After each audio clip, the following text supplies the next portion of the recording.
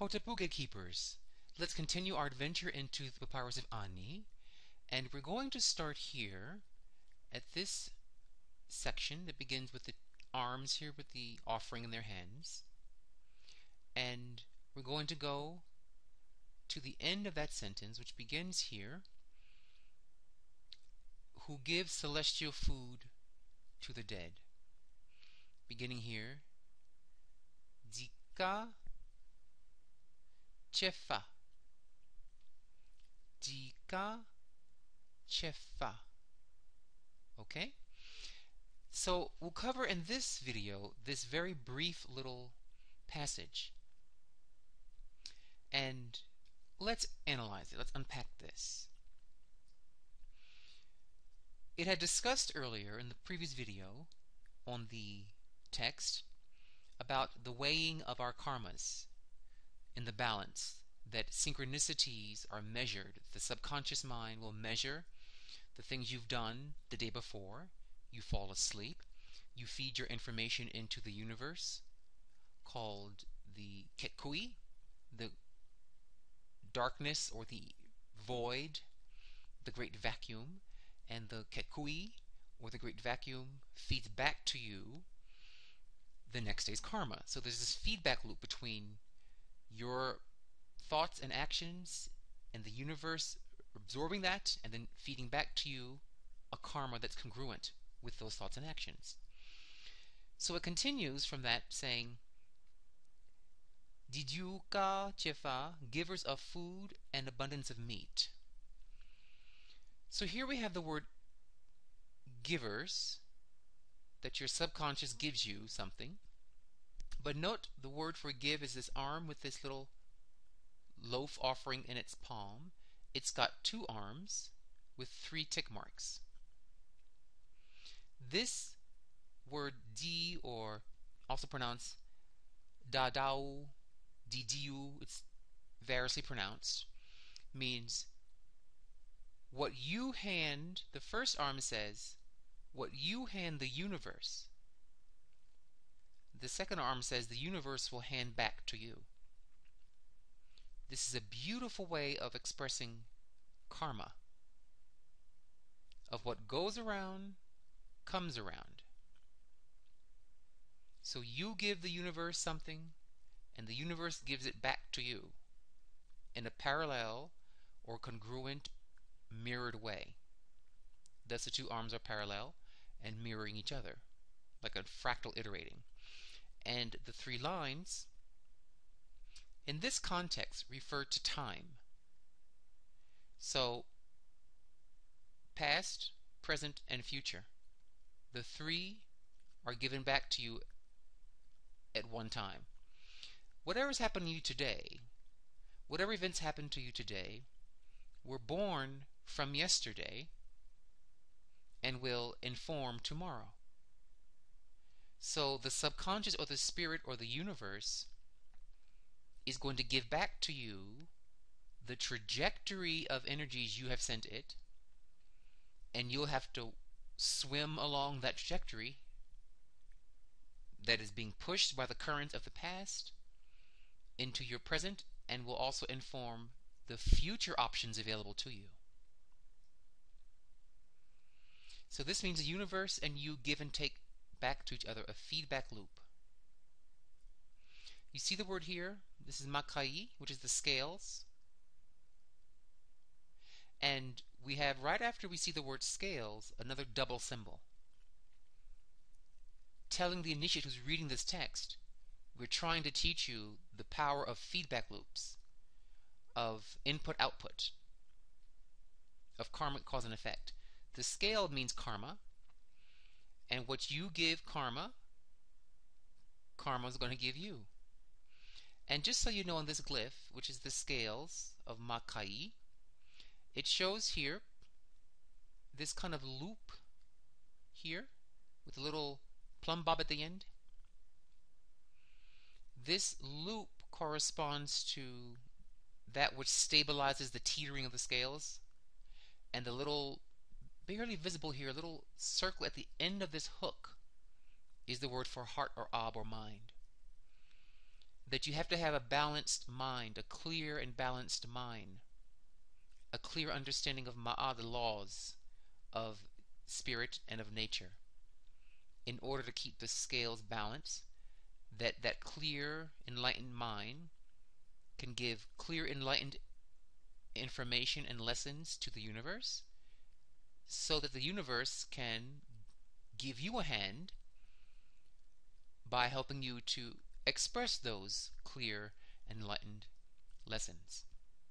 And of course, the three lines also refer to the zodiac signs that record your karma: the ecliptic signs, the equatorial signs, and the latitude longitude signs of your location. They actually imprint or record. They're like the giant tape recorder of your karmas. The next word is ka, which means food. Now, ka also means soul, as in your inner soul. So this literally is soul food. This is the first time in history we have the black phrase of soul food written. Giving of soul food, or giving food to the soul. What is soul food? Soul food is divine consciousness. Soul food is good karma. The soul, or the ka, feeds on divine knowledge. These scales mean divine balance, a clear and wise mind. So, we see here that the gods of the Ba, which is on the previous video, from which this line continues, the gods of your Ba will grant you soul food, meaning enlightened knowledge to feed your soul. The soul needs wisdom. It needs myths. It needs the legends of the African gods of Kemet. Because the soul is also your inner child. This glyph, these two upraised arms reaching for something but not able to grab it, means the soul longs for something higher than itself. If you live only for money or for the material or for the immediate, your soul will starve. The soul needs things that are eternal. That's why these arms are upraised, because it knows it has to attach itself. It has to grab and hold on to something higher and more permanent. And that is the teachings of the deities, the myths of Kemet. And that's why all Africans are very big into their myths, because it keeps the souls of the people fed. You know, that's true soul food, not this slave food that blacks are eating from our time during terrorism. Pork and chitlins and all that stuff killing us and giving us problems with our cholesterol and heart problems. No, that's not soul food. Soul food is the teachings of the myths of your ancestral black gods. That will truly feed you. And so the word here for soul food is ka, and ka also can correspond to your zodiac sign, because the ka feeds on star energy, on the stories in the stars. So this can imply giving the food of your chart, the knowledge of your own chart, feeding your soul the wisdom of your chart. When you hear your chart done by a Golden Beetle shaman, and the way we do our charts, which are singing, we sing your chart. You don't read a chart, you sing it. Because each deity in your chart, or each planet, which are gods to us, not planets, but they're gods, has a song, a note, a melody. And when you sing, instead of saying I'm a Pisces or I'm a Bull of the Taurus, you sing their song. And you actually awaken the chart through sound. Because the inner child, the ka, is your inner child, likes music. Kids love music. Kids love color and theater and drama and action. That's the ka, your inner child. And in the white countries, particularly in America, I don't know of any white countries in Europe that do this, there is no real official rites of passage program. There may be one amongst the Jews with their bar mitzvahs, which is a rites of passage program telling the young people, okay, this is what a boy does versus this is what a man does. So they do have that continued, but I don't know of many other white cultures that do it. Many African traditional cultures do it still. To get the inner child, the ka, to not attach to its mama anymore, but to attach itself to the gods, the light of the ba, the lights of the gods. So here it says that the gods of the soul temple are giving soul food, meaning the soul food of my astrology signs and of the myths of my African gods. And then it says the next word is chefa here, chefa or jeffa, which starts with a snake and ends with these 3 tick marks vertical. Chefa means food. It means, he says here, celestial food, which is actually very close, and he puts in parentheses and braces, celestial food to the dead. So this is saying again, the ka, by the way, also means ancestors. Because when you die, it is your ka that receives the food offerings that your living relatives give you at your tomb. So the word ka can literally mean an ancestor, the souls of the dead. But again, that links back to your cultural traditions, your cultural myths of your African Kemetic gods here. But chefa does mean food. It also means food offerings to the spirits. And the word chef, sometimes pronounced dif, is shown as a big pot, like a big cauldron. Chefa means voodoo pot. Chefa, in this context, means voodoo food, voodoo offerings. It's a snake here.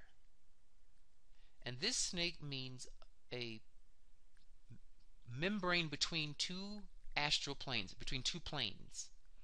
For example, there are certain places in the world where you have fresh water mixing with salt water.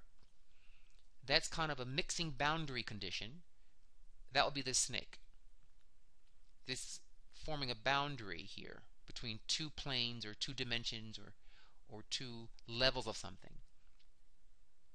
And this snake often refers to the M brain, M like the letter M, used in quantum physics. But this snake means food. Snakes often mean energy, like chi or ashe or life force. So here we're seeing the word for food meaning celestial food or food, the energy of food that can cross 2 planes. The plane of the living and the plane of the dead. The plane of the physical food and the plane of the immaterial or the spiritual food. So in a nutshell, this little verse is saying that your higher self, your Ba, the Het Ba in the earlier video before this one, will give you soul food and spiritual food, which will then also bring you physical food, meaning prosperity and abundance. If you feed your soul the teachings of your ancestral myths of your gods, and you make offerings to those gods under the light of your Ba, your higher self, that Ba will give you soul food, give you spiritual food for your soul, and give you physical food, meaning plenty and abundance, prosperity. And Kemet was the most prosperous country in the ancient world. And this little passage is revealing how that was. Because they fed their ancestors and their culture so much. They gave so many offerings to the deities and the ancestors The ancestors in return gave them the rules and the laws and the secrets of worldly and physical abundance. So, if you want to get prosperous, feed your ancestors. Live their culture. You see, I will end by mentioning that culture is economics. When you have, for example, let's pick a white people's holiday. When you have Memorial Day coming up soon, that's a white people's holiday worshiping their ancestors because it's memorial, remembering. So when white people do it, it's called a holiday and it's nothing pagan, it's nothing untoward. But it is honoring the ancestors, the dead presidents or whomever they're honoring. And when you have a day like Memorial Day, there is a whole industry behind that. On television, you can buy memorabilia, you can buy books, you can get videos on great white people in history, whatever. Let's take St. Paddy's Day. That is an Irish holiday, but it's also a huge economic moment for those involved in that industry. A lot of money is made by the companies that promote the items to support that holiday. So the Irish are supporting their ancestors, their ancestral connections, and by doing so had to form businesses to supply the need of green hats and green clothes and leprechaun pictures or whatever they have. But black people are looking very foolish to other races, to other groups, because we are not honoring our ancestry. Not really. Martin Luther King Day, he was a historical black figure, of course, but that's during this post-terrorism time. What about before terrorism days? What about back in Africa? So we can't be respected as black people because we're not respecting our own roots. So this line is telling you that if you embrace the ancient culture of your African roots, and then you push that agenda as a holiday, and then you create a world of industry to support the items, the sales, the paraphernalia for that holiday, you start making money. You see how that's working? This is the boundary condition between two planes. You feed the dead, you give the dead abundance of offerings, the dead give you abundance of money. To do this requires African cultures to reestablish themselves in America. And because we have gone through a certain experience as black people from the terrorism of the whites, it has changed us in many ways. It has had its effects. And there are certain parts of us that have not been changed, that are still there. Maybe in a more attenuated form, a more atrophied form, but it's still there in subtle ways. And the Golden Beetle here is a place where we don't hear it subtly, we hear it very loudly. We hear the call of the ancestral way of the gay gatekeepers of Kemet. And so we're reviving that culture, reviving those traditions and making them renewed. They're going to have to adapt to our experience during the terrorism time, and they're going to have to adapt to the fact that we live on Turtle Island, the Native American land called America, quote unquote. So you keep the core and you adapt it to the times you're in. So we're adapting the gay traditions to modern times, modern people, but maintaining the ancestral purity as best we can in these times and climes. And eventually we're going to have gatekeepers making jewelry. We have a very advanced system of gems, how to use gems for magic, how to use gems for energy. Artisans. We have wig makers to make your Egyptian wigs. When you watch my videos, all those videos that I'm wearing the Kemetic wigs are handmade human hair wigs. So we are promoting people to develop these cultural traditions. The clothes I made are researched very carefully and are sewn to be very close to Kemetic style. We're going to soon have our own weavers to weave cloth on the looms like the Kemal used to do, dyeing that cloth with organic plant material and crushed stones and gems to dye it, etc., etc. Slowly reviving the culture because gay people love the arts. We're very known for our propensity for artistic expression. And so, the Golden Beetle has begun this process, reviving it. You see? We feed the ancestors, we feed the gods, and they're feeding us. So, this line I find fascinating, and it says so much in so little, and I feel we can more or less wind it down right there. So I pray you enjoyed this. Long live the gatekeepers of Kemet. Long live the Golden Beetle of the fractals of the universe. Feed the African ancestors of Kemet, my gay brothers. You come from something.